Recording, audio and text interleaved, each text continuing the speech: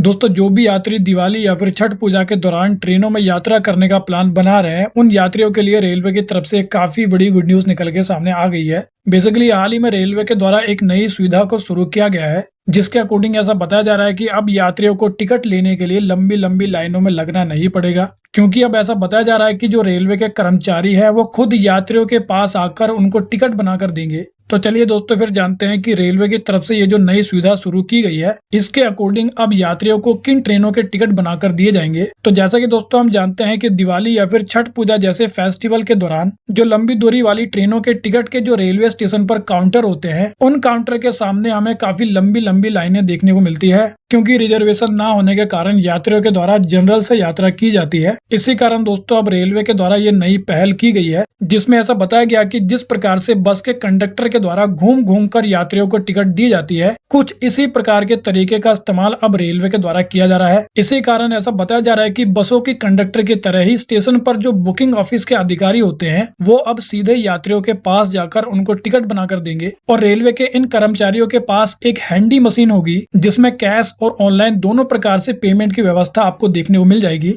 और मिली जानकारी के अकॉर्डिंग ऐसा बताया जा रहा है कि जो बुकिंग अधिकारी है वो वेटिंग एरिया में जाकर यात्रियों को टिकट बनाकर देंगे। लेकिन इसी के साथ आपकी जानकारी के लिए मैं आपको बता दूं कि फिलहाल इस नई सुविधा को मुंबई सेंट्रल डिवीजन के मुंबई सेंट्रल, बांद्रा टर्मिनस, बोरीवली, सूरत और उड़ना स्टेशन पर शुरू किया गया है।